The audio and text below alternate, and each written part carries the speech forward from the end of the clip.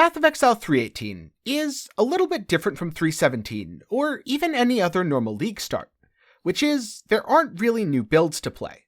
So little has changed that all the starters which were good in 317 are also good in 318.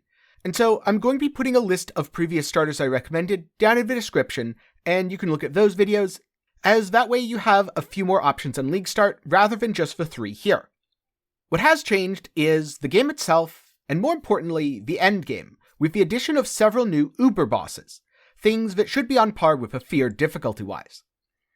And so, today, I'm going to be talking about the best League starters to play in 318, with the goal of playing one singular build, all the way from level 1 to the new Uber Pinnacle bosses. In other words, for something to be on this list, it has to be good from day 1 to day 90 of the League. As a result, this means all of these builds scale well from an early level. In most cases, you'll be able to level with them or pick them up by the time you get to maps. It also means they have to give you access to both damage and defenses without needing too much gear. And finally, it means the build has to have an incredibly high top end when min-maxed. So if you keep playing it, you can play it to the point where you're easily able to take on all of the Uber content. As I've played all of these builds in the past in one form or another, I'm going to be giving some examples of the way that I played it previously, with both a League start and also an endgame version. This way, whether you're looking for something to start, or something to take on Uber Maven, these builds will work for you. And as a result, they're all going to be builds that are a little more bossing focused than you might find otherwise, though there is still a good mix of attack and spellcaster builds, things that are easy to play, things that are more complicated, a super tank that can shake off slams, a build that killed Cirrus's final phase in 4 seconds, and something that's a fast mapper and also a boss killer in disguise. So, what are the best builds to League start in Path of Exile 318 that can take you all the way to the new Uber content? But before I get into that, a quick channel update. Arch Nemesis is ending, and right now I have merch in my merch shop based off of Arch Nemesis. I'm not sure if I want this to go away and become a limited time item, or if I want to add some sort of Sentinel themed merch, maybe featuring one of the Sentinels. So if you have any suggestions for that, or anything you'd like to see added to my merch shop in terms of general theming, then be sure to put that down below. If you find this video helpful, or if it helps you pick a League starter, then be sure to leave a like. And if you want to see more League start builds, things that aren't made by me, keep an eye out as I will be doing another League starters from other content creators that I trust, which should be uploaded in a few days. But for now, let's start with League starter number 1, Righteous Fire Inquisitor. This is one of the most satisfying builds I've played in a long time. If you consider yourself a Bad Exile, or you simply want to be lazy without having to manage a billion keybinds, then RF Inquisitor is the 318 build for you. Between Righteous Fire and Legacy of Fury, the clear is as simple as shield charging through enemies and watching them burn. But remember, don't look back, because you're not cool if you turn back to look at the explosions. And on the other hand, if you get to a tanky boss or a rare, maybe something with a few Arch Nemesis mods, then drop down a fire trap and watch it pop. This is by far the tankiest build on the list. Once you get your Aegis Aurora and your Melting of the Flesh up and running, you'll have a massive amount of both life and ES recovery. So much so that even in endgame content, your health will barely move. So this build is also an excellent choice for new players. So if you're looking for an incredibly detailed guide on how to level Righteous Fire Inquisitor, Shack Central has been making an excellent guide with a focus on new players. That'll be down in the description below in the form of a POB link. But be warned, this build may teach you some bad habits. I'm sure it's going to be up to par for dealing with Uber Elder, as I was able to stand in Shaper's bullet hell without any ill effects. But it also teaches you that you can stand in Shaper's bullet hell without any ill effects, that you can survive almost everything. One thing that I noticed, which was a consistent noob trap in RF builds, was people combining Replica Soul Tether with Aegis Aurora. Then they'd die and not really know why. The problem here is when you have Replica Soul Tether, a percentage of damage pierces your energy shield. Damage split is often good, but with Aegis you have so much ES recovery that damage split is bad.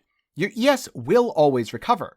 Your life won't recover nearly as fast or nearly as efficiently as your ES, so that 50% damage piercing your life can add up, can overwhelm your defenses, and get you killed. And since Replica Soul Tether tends to be pretty expensive, it's not a very good early league pickup. But depending on the cost, the Burden of Truth might be a good idea before you gain Aegis Aurora. And even after Aegis, it might still be decent. You'll have to do some testing for yourself. Personally, I suspect having the damage pierce will still feel bad with Aegis, but it'll be an excellent choice beforehand, and might be a little less expensive due to not giving you the life as extra ES that Replica Soul Tether is so well known for. Now, some people find RF Inquisitor to be boring because it's too safe, it's too effective. And if you live for that adrenaline rush of knowing the next white rat over there can kill you, this is not the build for you. It's not going to be the fastest build in PoE either, though once you get Legacy of Fury, the speed is more than reasonable to the point where you probably won't notice it feeling slow. Fire Trap is very easy to scale since the spell damage bonus from your RF is applied to your Fire Trap, thus scaling your single target. And both of these skills scale primarily off of gem levels. You can very heavily focus on life, armor, and other defenses on your gear, which is why this is one of the safest builds to take you from Twilight Strand all the way to Uber Elder. Now, I've heard that you either love or hate Spectral Helix, which I guess means I have to be in love, since I didn't hate it. Nor did I find it to be as clunky as I was expecting. Spectral Helix Raider is a great boss killer, and the mapping's pretty decent. Just remember, you don't have to stick around to watch packs die. You can throw a Helix and keep running while looking back at D2 Hammerden days through your rose-tinted glasses. If damage is for you, then Spectral Helix is a very good choice. You get to scale all the damage by taking Nightblade early on. From there, you can swap to a Tri-Ele Claw and use Trinity support, although if you're looking for a starting weapon, it's really hard to beat White Wind. Spectral Helix can hit bosses multiple times, and it scales incredibly well off of Far Shot. So you can expect bosses and even rares to melt within a couple seconds. Once I had full endgame gear, I was killing the final phase of Cirrus in 4 seconds. No, that's not an exaggeration. The early game PoB is primarily aimed at the Raider version, although I did include a basic alternate Deadeye tree, but keep in mind you'll want to swap out Ice Bite, remove the Frenzy Charge investment, and do a lot of other things, so I was more trying to communicate that you can play on Deadeye as well, but that I don't necessarily advise it over Raider, as personally, I really like being ailment immune. Now defensively, Raider offers a lot more consistency since you'll have permanent phasing, permanent frenzy charges, and total elemental ailment immunity. Ele ailment immunity is very helpful if you like clicking altars that allow enemies to inflict alt ailments. But on the other hand, if you're playing Deadeye, you won't even have to think about scaling damage since you'll innately have Farshot without Forbidden Flesh and Forbidden Flame. Remember, Farshot calculates its damage bonus based on the distance the projectile travels, not the distance from your character to the boss. And once you do swap to that Tri-Ele Claw, I suggest dropping the Cold Pen nodes and instead picking up Longshot as it really helps smooth out the clear.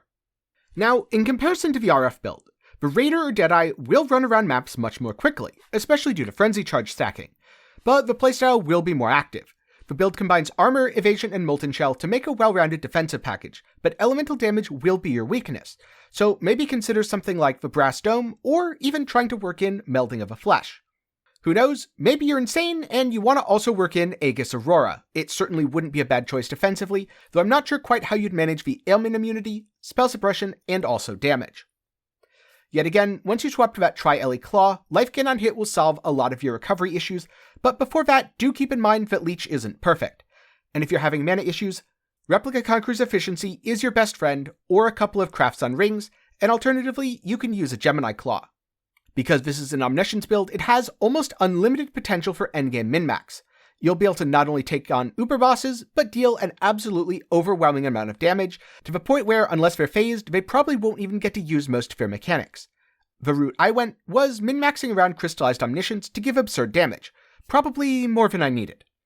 But if I wanted to min-max more defensively, I could have used something like Leadership's Price, tried to fit in Melding of a Flesh, and who knows, maybe even kept Omni along the way.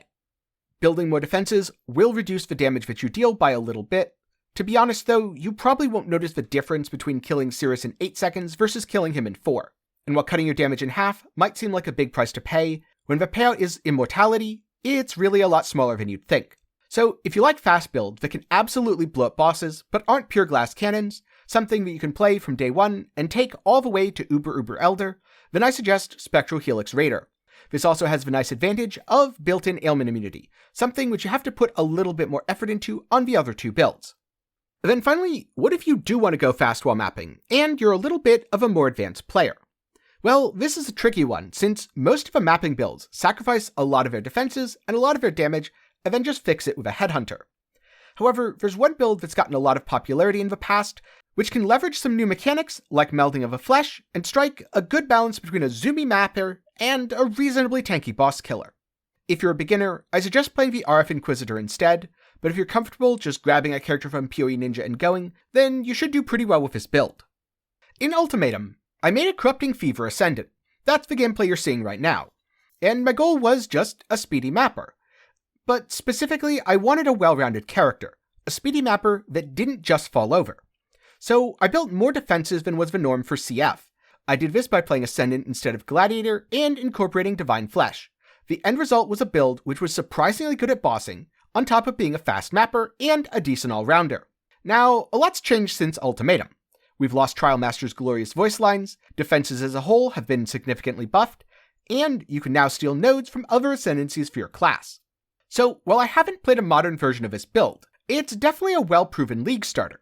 Especially with Ashes of the Stars, you can get going on fairly little gear. Or alternatively, you can just play Spellslinger for super easy leveling. The Spellslinger setup would be Corrupting Fever in a 4-link, using something like Kinetic Blast to attack, and then Spellslinging, Reap, and Exsanguinate.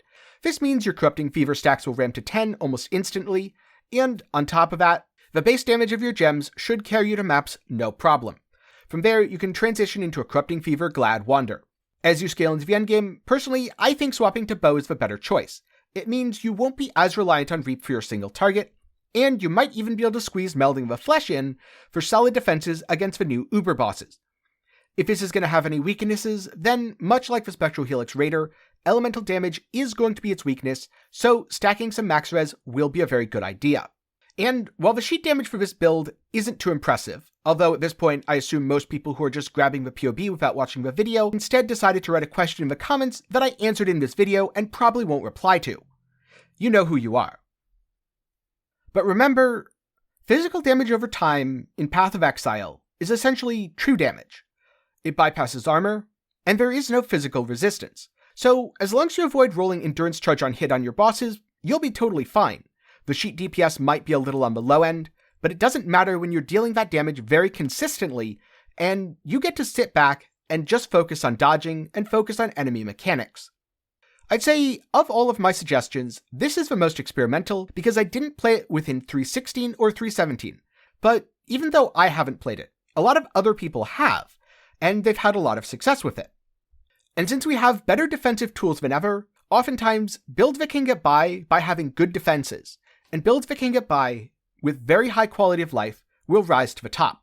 So if you're a little bit more of an experienced player, or you're a veteran who's come back and wanted to play the build they loved back in Ultimatum, Corrupting Fever Gladiator could very well be the build to take you all the way from level 1 to the 90th day of Sentinel.